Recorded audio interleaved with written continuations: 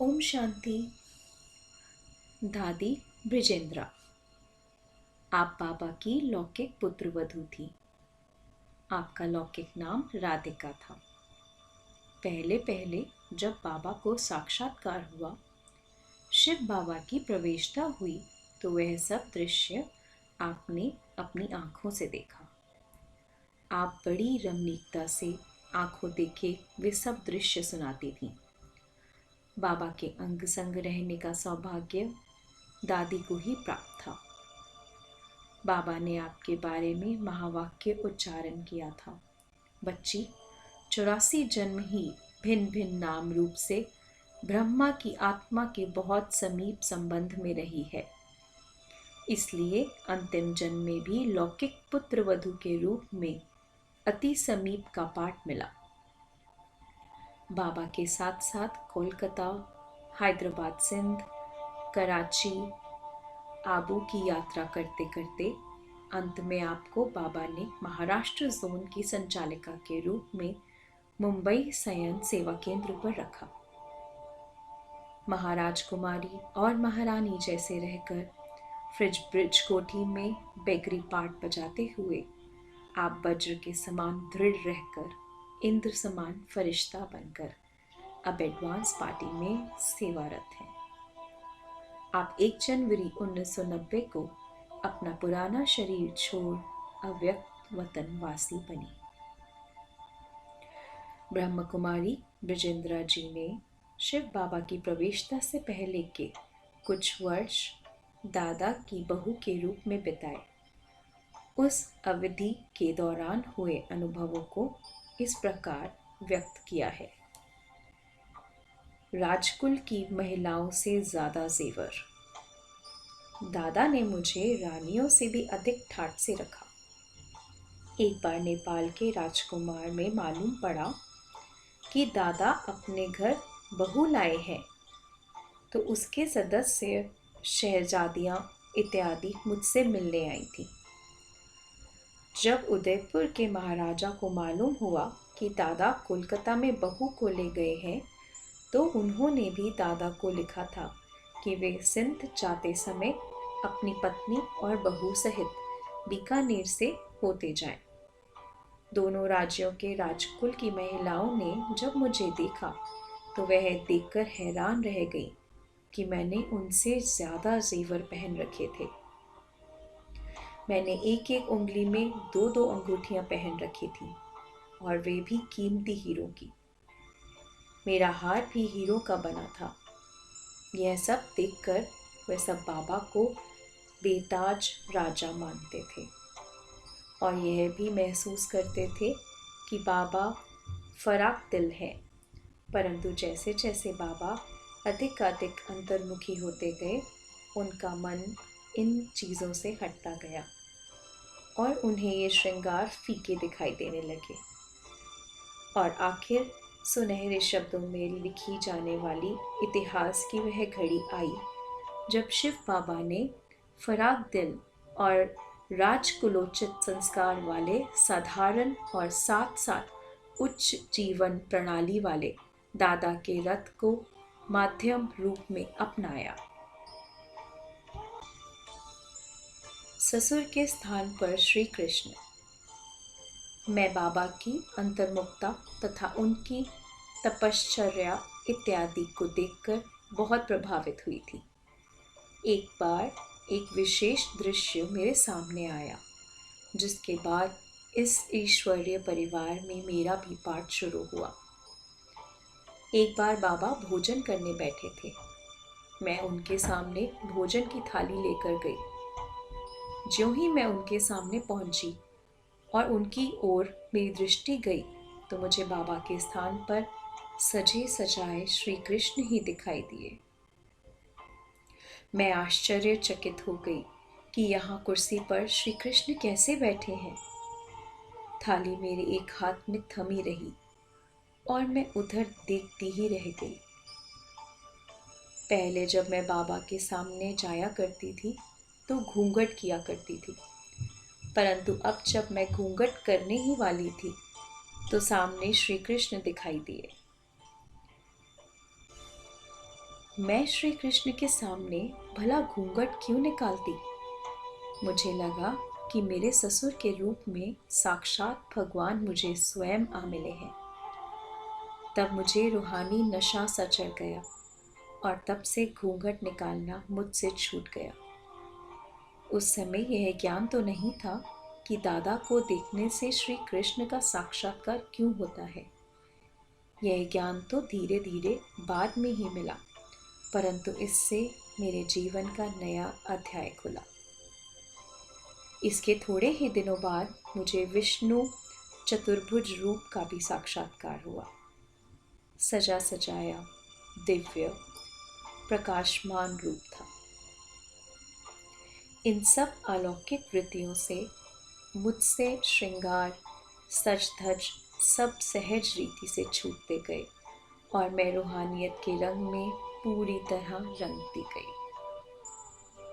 उन्हीं दिनों में एक बार की बात है, दादा के गुरु भी आए हुए थे। दादा ने उनके आगमन पर 25,000 रुपये खर्च किए थे। उन्होंने एक बहुत बड़ी सभा की थी। उसमें बहुत लोग बैठे थे, परंतु मुझे दादा का उठना बैठना बहुत निराला लगा। दादा थे तो साकार अर्थात शरीरधारी, परंतु मुझे ऐसा लगा कि उनका शरीर उनसे दूर है। गुरु का भाषण चल रहा था, परंतु दादा सभा से उठ गए। इससे पहले कभी भी दादा सभा से उठकर नहीं गए थे। मेरा ध्यान दादा की ओर गया। मैंने जसोदा जी, जो कि दादा की धर्मपत्नी थी, उनको कहा दादा के पास भेजा। जसोदा जी के जाने के बाद मुझे ख्याल आया कि मैं भी जाऊं। मैं दादा के कमरे में गई। मैं दादा के पास बैठ गई और जसोदा जी गुरु की सभा में लौट आई। आदि दृष्टता। मैंने देखा कि दादा अर्थात बाबा के नेत्रों में इतनी लाली थी कि ऐसे लगता था जैसे कि उसमें कोई लाल बत्ती जग रही हो। उनका चेहरा भी एकदम लाल था और कमरा भी प्रकाशमय हो गया था। मैं भी शरीर भान से अलग मानो अशरीरी हो गई। इतने में एक आवाज ऊपर से आती मालूम हुई, जैसे कि दादा के मुख से कोई दूसरा बोल रहा हो। वह आवाज पहले धीमी थी, फिर धीरे धीरे ज्यादा हो गई।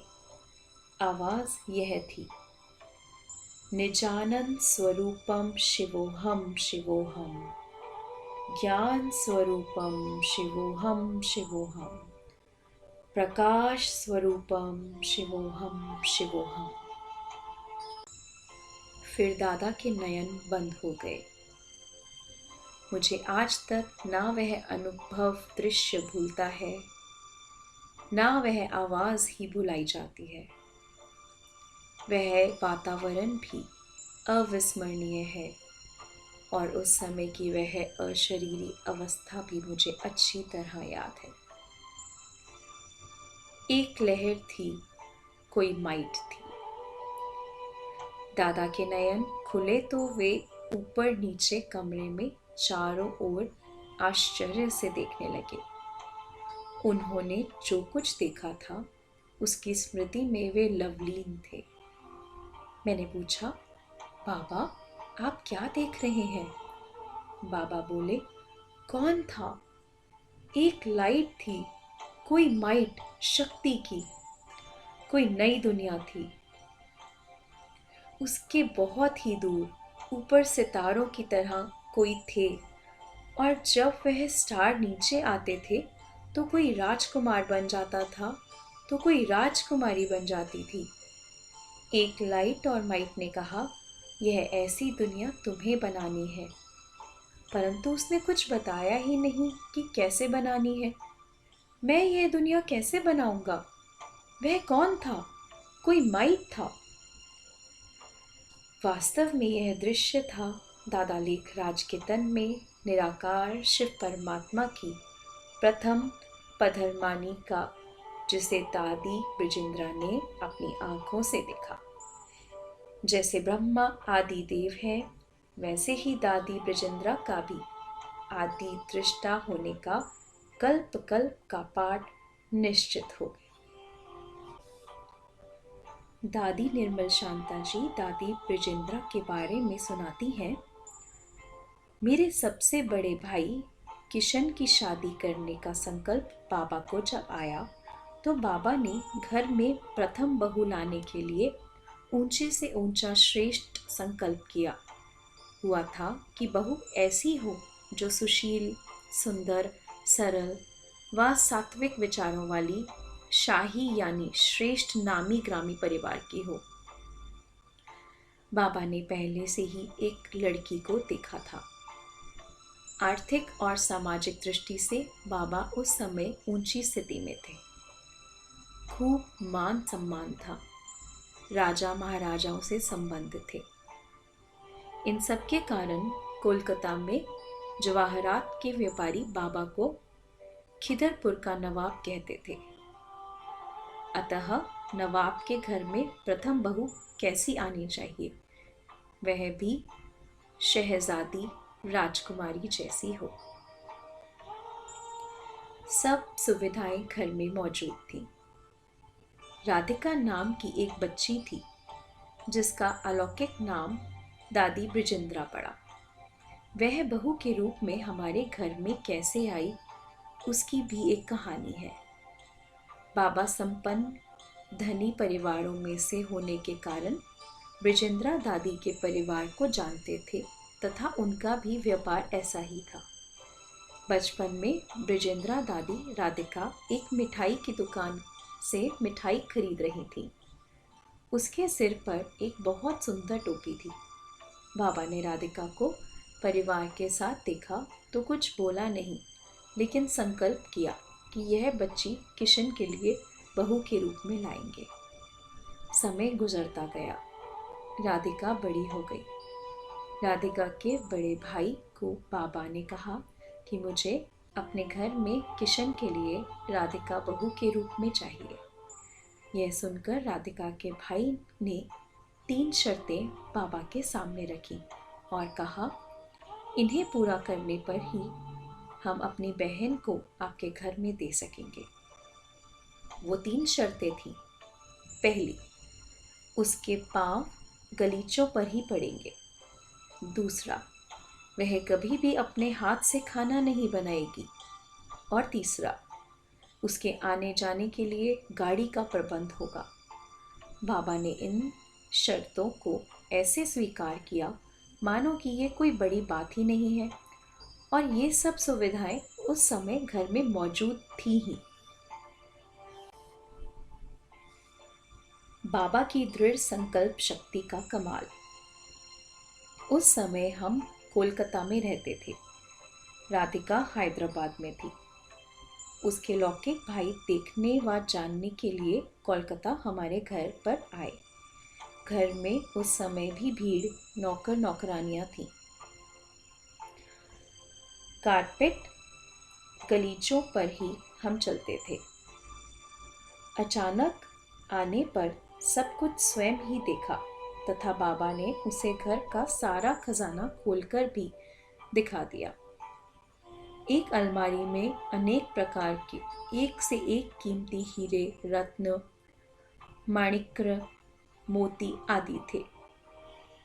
फिर बाबा ने कई अलमारियां खोलकर दिखाई जिसमें एक से एक सुंदर डिजाइन के सोने के जेवर थे, जिनमें हीरों आदि के भी हार थे। उनको देखकर उसका भाई तो आश्चर्यचकित हो गया। बाबा ने चांदी के अपने प्रकार के बर्तन और श्रृंगार के सामानों से भरी और भी कई अलमारियां दिखाई। कहा जाता है, समझदार को इशारा ही काफी होता है। राधिका का भाई यह तो सोच भी नहीं सकता था कि बाबा के पास इतनी धन संपत्ति है। घर में बहू को लाना था तो उनकी शर्तों को पूरा कर बाबा ने युक्ति से बाजी जीत ली। राधिका का भाई खुशी से आंखों देखा हाल और सारा समाचार परिवार वालों को बताकर संतुष्ट हुआ तथा एक दिन राधिका, जिसे बचपन में बाबा ने देखा था, बहू के रूप में घर में आ गई। यह बाबा की दृढ़ संकल्प शक्ति का कमाल था। ऐसी बहू रानी के घर में आने पर परिवार की खुशी में चार चांद लग गए। वह बहू के साथ साथ बेटी का भी पार्ट निभाती थी। वह बाबा के लौकिक अलौकिक परिवार के साथ अंत तक रही। दादी ब्रिजेंद्रा जी के बारे में अपने अनुभव ब्रह्म कुमार रमेश शाह मुंबई इस प्रकार सुनाते हैं। अगोचर प्रेरणा। घर में सत्संग चल रहा है। गुरु लाल जी महाराज का प्रवचन हो रहा है। आए हुए सभी मेहमान और भक्तजन शांति से रोचक भाषा में कहते हुए भारतीय तत्वज्ञान की बातें सुन रहे हैं और उसी सभा के बीच से दादा लेखराज जी, ब्रह्मा बाबा का उस समय का लौकिक नाम, अचानक उठे। सबने सोचा कि शायद कोई साधारण कार्य अर्थ दादा उठे होंगे, परंतु उसी स्थान पर बैठी हुई दादा लेखराज की लौकिक पुत्र वधू राधिका जी को प्रश्न उठा मन में, दादा क्यों उठे?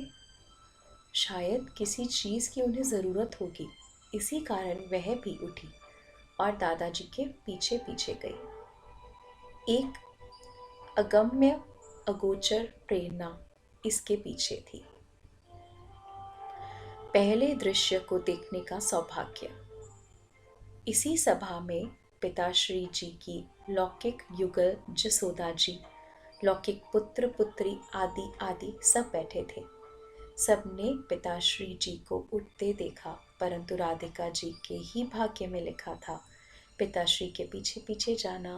पहले पहले आने वाले दृश्य को देखने का सौभाग्य था उनका।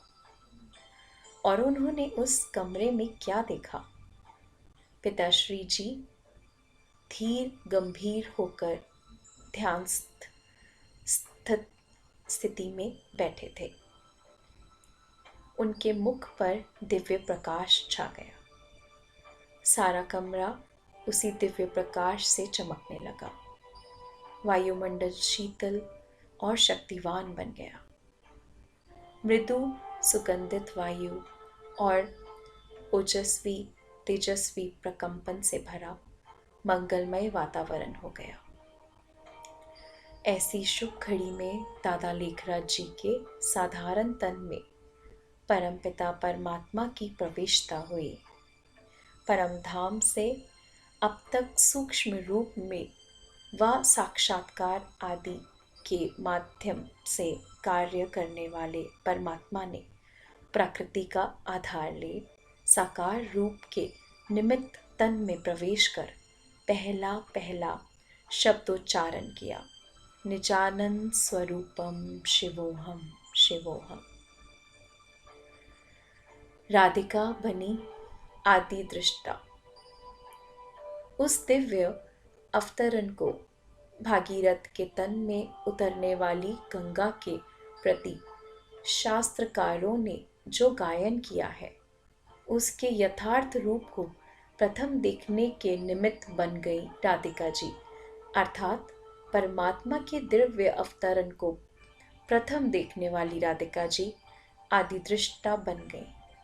या तो कहो ज्ञान सागर परमात्मा के मुख से निकलने वाले आदि ज्ञान रत्नों को सुनने वाली आदि ज्ञान गंगा बन गई राधिका जी।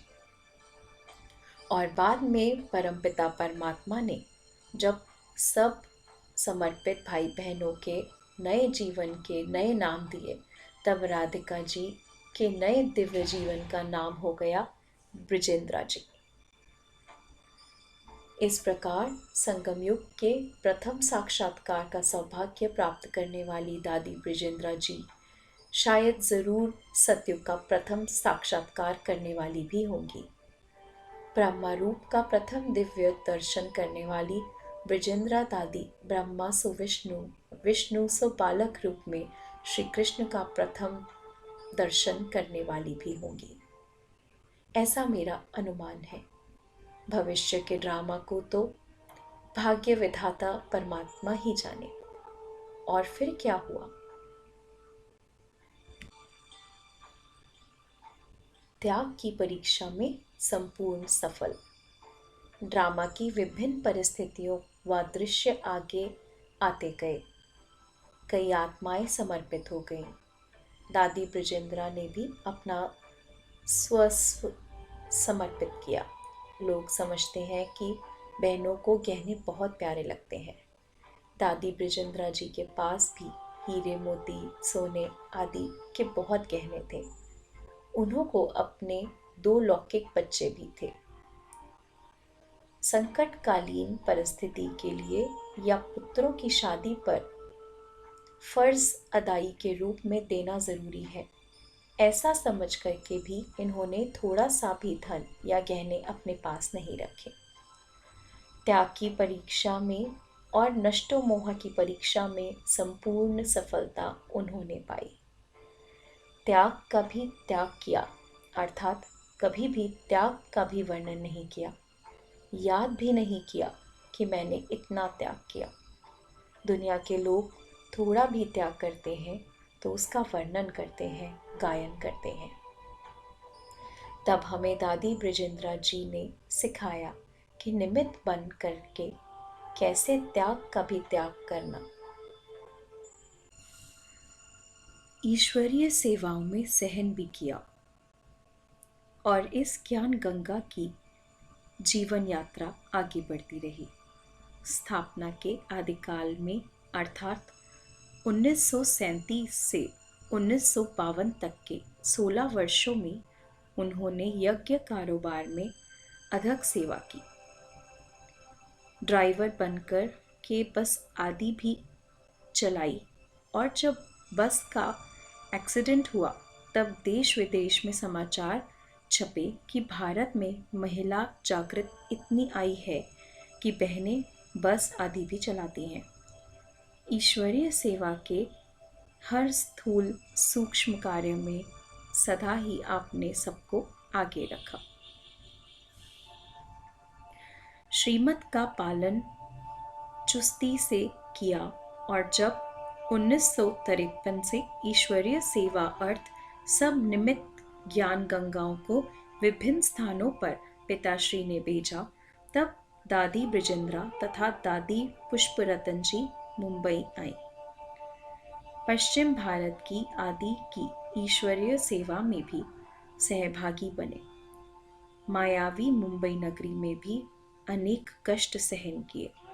मुंबई में 4 पैर पृथ्वी मिलना भी बहुत मुश्किल है।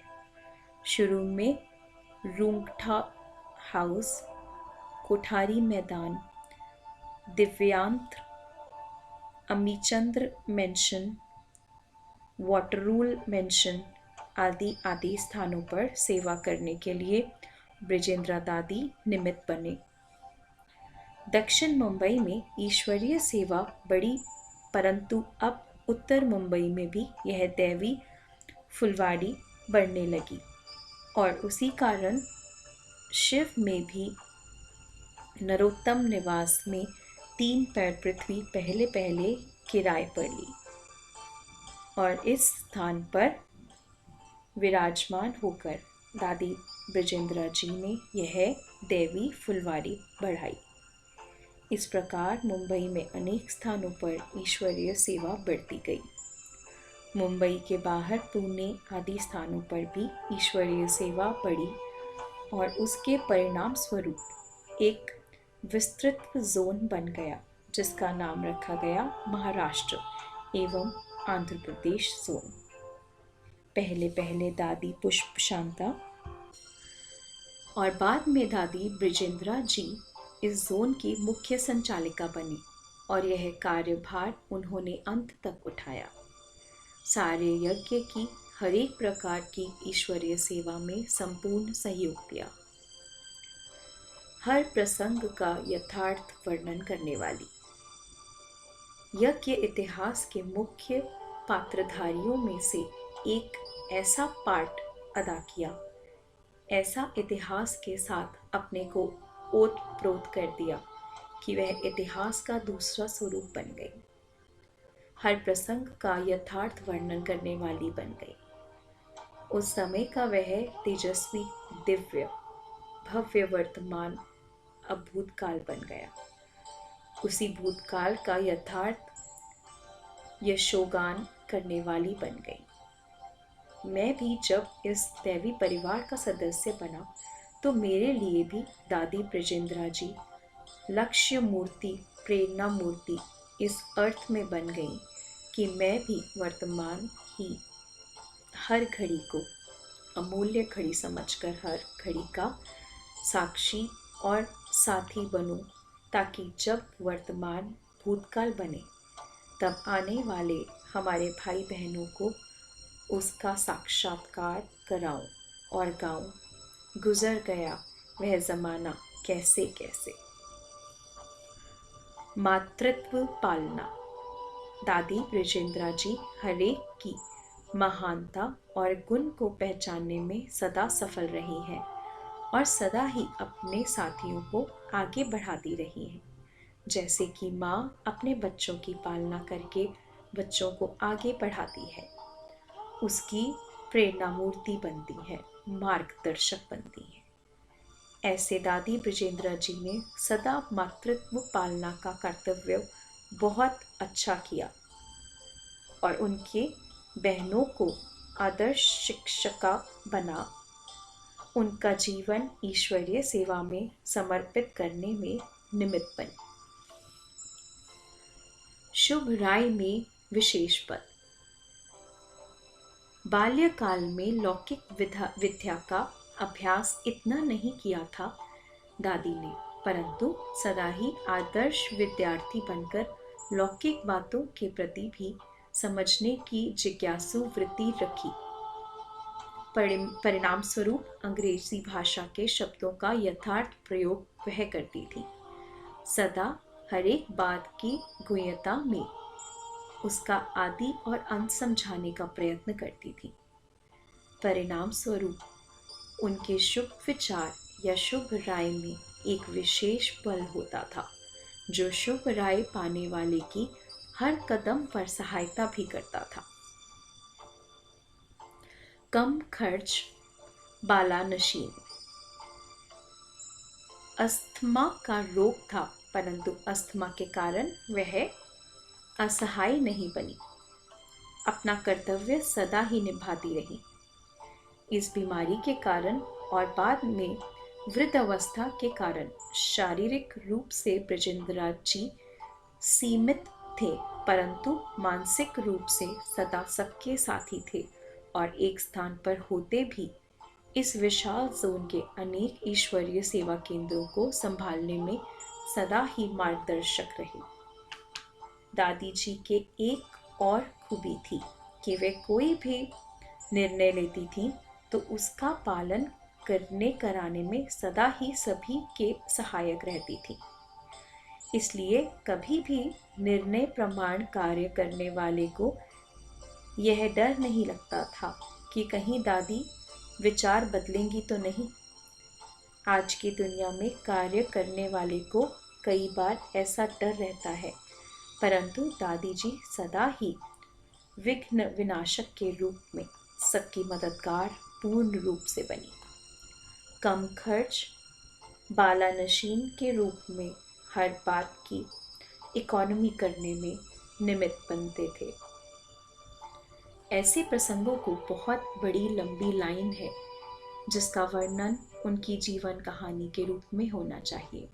यह छोटा सा लेख तो उनके प्रति श्रद्धांजलि के रूप में गुणानुवाद करने के लिए लिखा है, ताकि सभी रसास्वादन कर सकें और मैं भी ऐसी शब्दांजलि द्वारा कृतार्थ हो जाऊं। हमारी दादी ब्रजेंद्रा जी ऐसी गुणमूर्त थे, परमपिता परमात्मा की ऐसी दिव्य चेतन मूर्त थे, जिसका गायन यह दैवी परिवार बहुत समय तक सदा ही करता रहेगा। दादी जी के त्याग तपस्वी जीवन की 25 वर्षों तक साक्षी रही महाराष्ट्र जोन की निमित्त प्रभारी ब्रह्मकुमारी संतोष बहन उनके बारे में इस प्रकार बताती हैं। दादी का केवल बाप के प्रति नहीं, लेकिन बाप दादा के प्रति जो निश्चय था वो अखंड था। अभी उसका खंडन नहीं हुआ। वह बाप दादा को एक दो से अलग नहीं समझती थी। जैसे शरीर और आत्मा कंबाइंड है, ऐसे ही बाप और दादा भी सदा कंबाइंड है। दादी का यह निश्चय अटल था। बाबा का शांत स्वभाव। दादी बताती थी कि लौकिक जीवन में भी बाबा बहुत मिलनसार और सर्वस्नेही थे। उनका सिखाने का ढंग बहुत ही निराला था। बाबा को भक्ति भी जसोदा माता ने ही सिखाई थी। जसोदा माता हमेशा भक्ति में लीन रहती थी। एक बार हम सपरिवार कोलकाता घूमने गए थे। जसोदा माता वहाँ भक्ति में इतनी लीन हो गई, जो ट्रेन का समय हो गया, पर तल्लीनता में उसे पता ही नहीं चला। उस जमाने में कारें तो थी नहीं। फिर बाबा ने घोड़ा गाड़ी मंगवाई और सारा परिवार सामान सहित स्टेशन पहुंचा। देखा, सामने से ट्रेन जा रही थी। बाबा को मालूम था कि ट्रेन चली गई होगी, परंतु यह मालूम होते भी सिखाने के लिए ही बाबा लेकर गया और कुछ भी बोला नहीं। जसोदा माता ने कहा, अरे, ट्रेन सामने से जा रही है। बाबा सिर्फ मुस्कुराए, बोले कुछ नहीं। कैसे समय का पाबंद रहना है, यह सिखाने के लिए बाबा ने ये सब किया था। फिर सामान सहित सब स्टेशन से वापस आए। टिकट भी व्यर्थ गए। आगे की यात्रा अगले दिन ही संभव हो पाई। पर फिर भी बाबा का इतना शांत स्वभाव था कि कुछ भी बोला नहीं। देखा सब साक्षी होकर के। प्रथम नंबर की आत्मा के अंतिम जन्म तक भी रॉयल्टी के संस्कार गए नहीं थे। खुद के लिए कम से कम। दादी का जीवन अति त्यागमय था। हमने देखा, उनका मूल मंत्र था कम से कम साधनों से अपने को चलाना। दादी कहती थी, हम अपने प्रति जो भी प्रयोग करते हैं वो भी हमारे भविष्य में से कट हो जाता है। दादी को दमा की थोड़ी तकलीफ रहती थी। हम हमेशा सोचते थे दादी के लिए थोड़ा फल लेकर आएं, पर दादी कहती थी, मुझे फलों की आवश्यकता नहीं है। खुद के लिए वह इतना सा खर्च करने को भी तैयार नहीं थी। सेवा के लिए जितना चाहिए उतना खर्च करो, पर खुद के लिए कोई खर्च नहीं करना है। ट्रेन से ही सफ़र। दादी महाराष्ट्र तथा उसके आसपास के सेवा केंद्रों की उन्नति के निमित्त थी। कभी किसी दूसरे सेवा स्थान पर जाना होता था तो ट्रेन से जाती थी। मुंबई में स्थानीय ट्रेनों की बहुत सुविधा है और उन द्वारा जल्दी भी पहुंचते हैं। बहन भाई पूछते थे, आप इतनी बड़ी दादी हो, फिर भी ट्रेन में क्यों नहीं जाती? दादी कहती थी, नहीं, मैं जा सकती हूँ, इसलिए ट्रेन से ही जाऊंगी। सबको ये महसूस होता था कि इतनी छोटी छोटी बहनें वो तो कारों में जाती हैं, फिर दादी ट्रेन से क्यों जाती हैं? पर उनका बहुत बहुत त्यागी जीवन था। बाबा से कनेक्शन जुड़वाया। हम कुमारियों को माँ जैसा प्यार देती थी, जिस कारण कोई भी लौकिक संबंधी कभी याद नहीं आया। हमें अपनी लौकिक माता में बहुत मोह था, पर जैसे जैसे दादी की पालना मिली, मोह टूटता गया। इतना प्यार देते हुए भी दादी ने हमें कभी खुद में नहीं फंसाया। हमारा सारा कनेक्शन बाबा के साथ रखवाया। दादी की तबीयत ठीक ना रहने के कारण दादी से संबंधित बहुत सारी सेवाओं को हम संपन्न करते थे, पर दादी कभी भी अपने को बड़ा नहीं समझती थी। कोई बात होती थी, कुछ निर्णय लेना होता था तो कहती थी, प्रकाशमणि दादी से पूछो। उनसे पूछते थे तो कहती थी, अरे तुम मेरे से क्यों पूछती हो, तुम्हारे पास इतनी बड़ी दादी बैठी हैं, उनसे पूछो। इस प्रकार इनका इतना आपसी प्यार था, विश्वास था और एक दो को आगे रखकर चलते थे। इन बातों से हमें बहुत कुछ सीखने को मिला। जैसे हम सतयुग का गायन करते हैं कि श्री लक्ष्मी श्री नारायण अपने होते हुए अपने बच्चों को राज्य कैसे चलाना है यह सिखाते हैं, तो हमने प्रैक्टिकल में देखा कि दादी स्वयं पीछे हो गई और हमें आगे करके हमेशा आगे बढ़ाया। हर्षित नेचर। जब कराची में क्लिफ्टन पर रहते थे, समुद्र के सामने बाबा का बंगला था। तब से दादी को दमा की तकलीफ हो गई थी। उस समय तो इतनी दवाइयाँ भी नहीं होती थी। दादी को बहुत जोर से दम होता था, उसकी आवाज़ भी बहुत आती थी, परंतु तकलीफ होते भी तकलीफ की फीलिंग नहीं करते थे। उनका चेहरा बहुत हर्षित और अच्छा था, बहुत ही हंसमुख नेचर थी। लेकिन बाबा की श्रीमत का कभी भी उल्लंघन नहीं करना है, यह उनके जीवन का बहुत बड़ा नियम था। कुछ भी हो जाए, कुछ भी करना पड़े, परंतु हमें हर हाल में बाबा की श्रीमत पर ही चलना है, यह उनका दृढ़ निश्चय था। बाबा में श्री कृष्ण का साक्षात्कार। सारे विश्व की आत्माओं में से दादी ही वह पद्मा पदम भाग्यशाली आत्मा है जिसने भगवान का अवतरण देखा। उसे देखने के बाद इनको पक्का निश्चय बैठ गया कि बाबा साधारण नहीं है। जब भी बाबा के सामने जाती थी तो बाबा नहीं दिखाई पड़ता था, बल्कि श्री कृष्ण ही दिखाई देता था। पहले तो कृष्ण को ही भगवान मानते थे, इसलिए इनको एकदम निश्चय हो गया और मन में एकदम त्याग भावना भर गई। त्याग में पहला नंबर निमित्त। गहनों का त्याग भी सबसे पहले इन्होंने ही किया।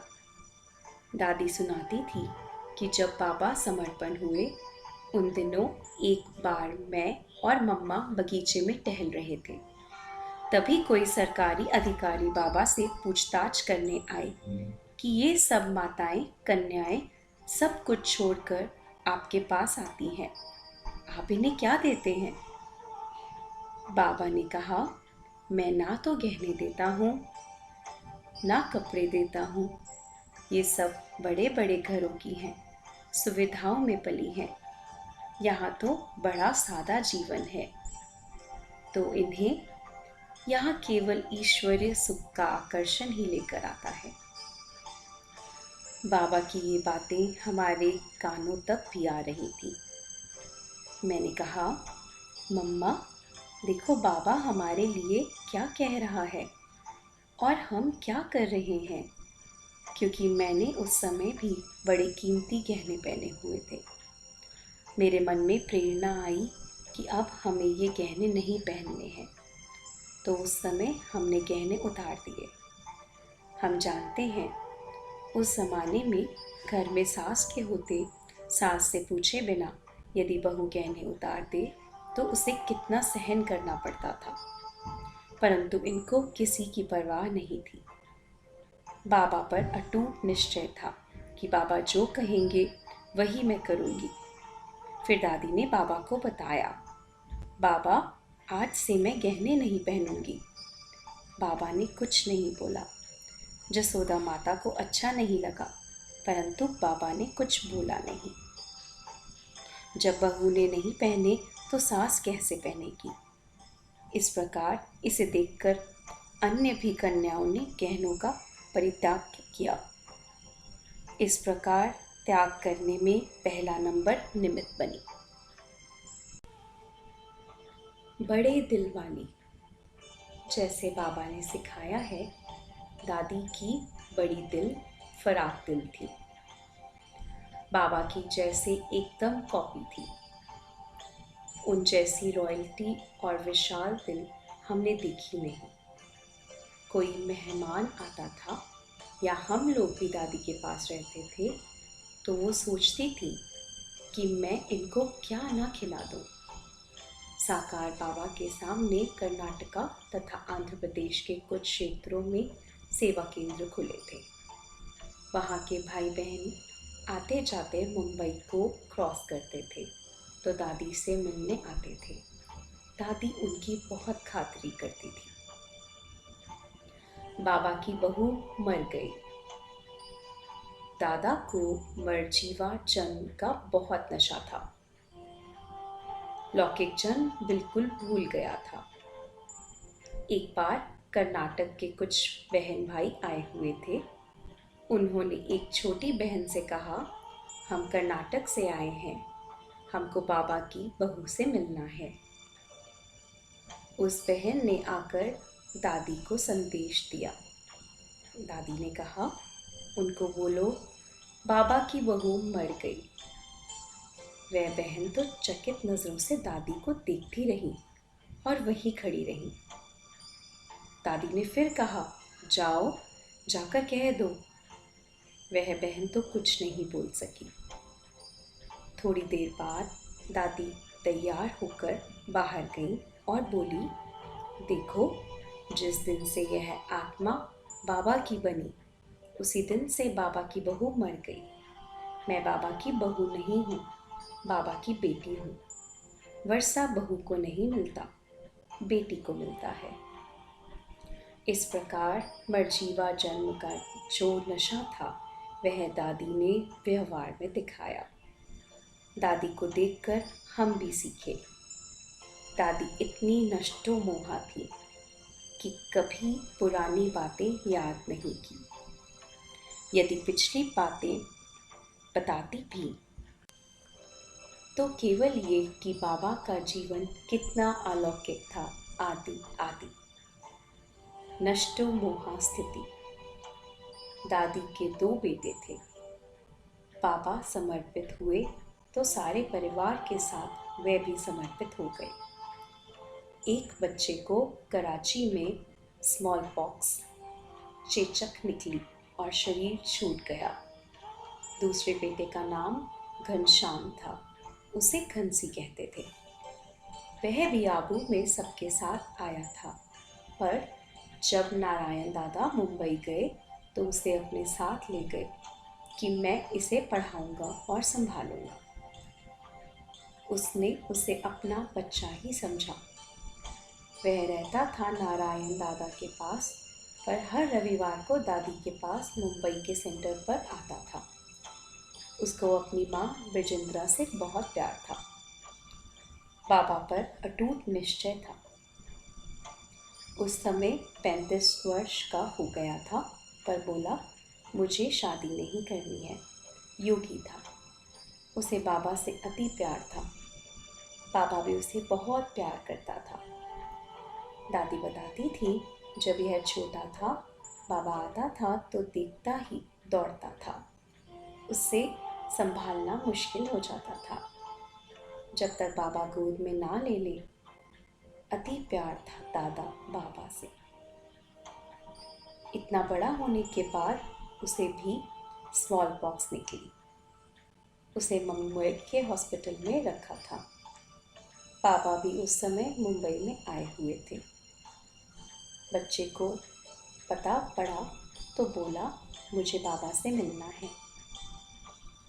विश्व किशोर भाऊ ने कहा, नहीं, पापा को ऐसी जगह नहीं ले जाना, यह छूत की बीमारी होती है। बाबा ने कहा, बच्चा याद करे और बाप ना जाए, यह कैसे हो सकता है? अवश्य जाना है। तो बाबा उससे मिलने गए।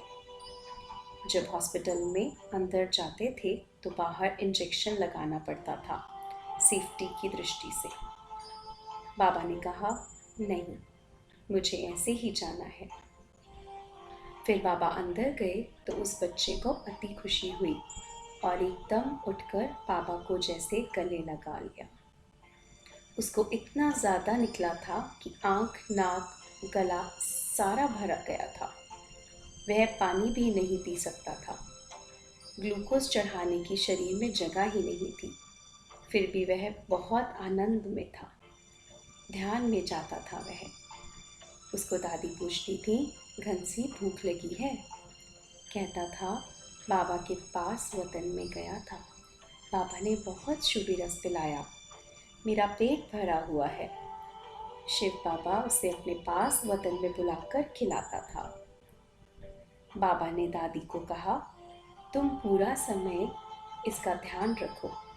दादी बाबा से मिलने थोड़ा समय जाती थी, फिर हॉस्पिटल में उसके पास बैठती थी। जब शरीर छोड़ने का समय हुआ, डॉक्टर को पता चल गया। उसने दादी को कहा, आपको जिनको भी बुलाना हो बुलाओ।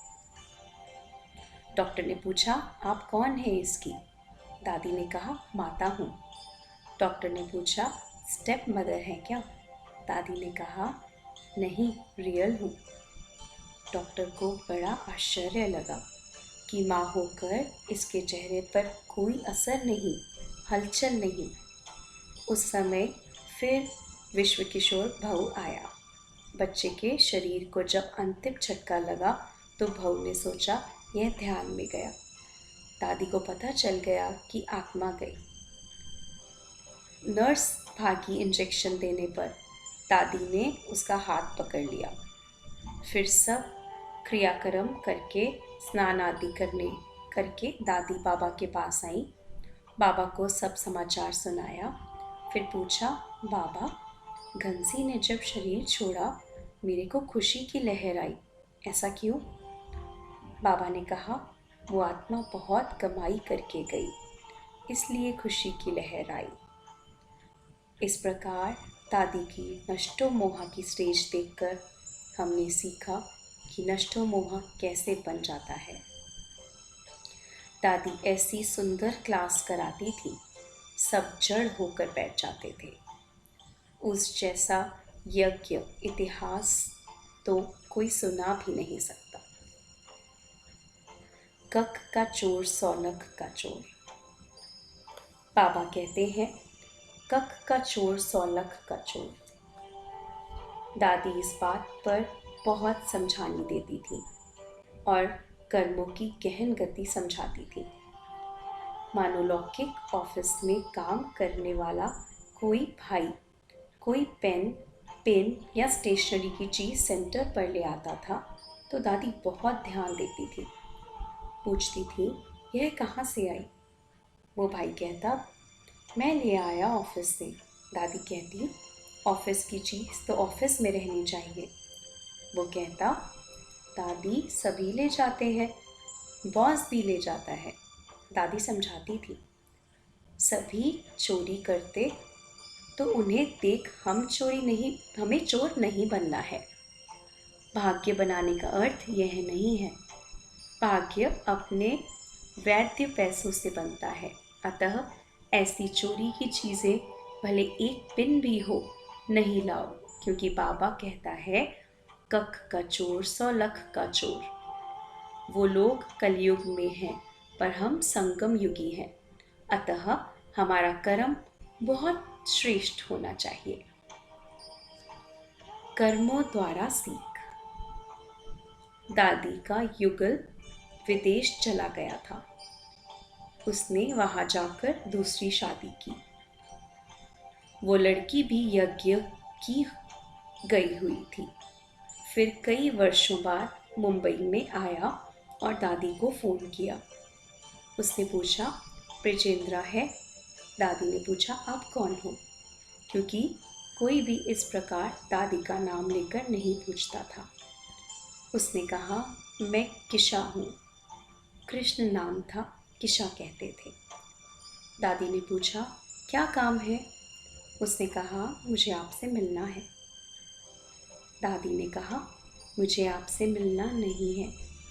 ऐसा कहकर फ़ोन रख दिया।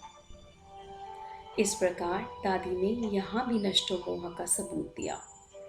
संसार में नारी को सबसे अधिक पुत्र और पति के मोह की जंजीरें ही बांध कर रखती हैं। दादी ने दोनों जंजीरों से मुक्त होने का प्रमाण दे दिया। बाबा कहते हैं, अपने कर्मों से सिखाओ। तो दादी ने प्रैक्टिकल कर्मों द्वारा हमें भी नष्टो मोह का पाठ पढ़ाया। फिर वो कोलाबा में रहा और उधर ही सेवा केंद्र पर भी आता जाता रहा। पर दादी तो देह के नातों से पूरी तरह ऊपर उठ चुकी थी। दादी ने 1 जनवरी 1990 को पार्थिव देह का त्याग किया। ओम शांति।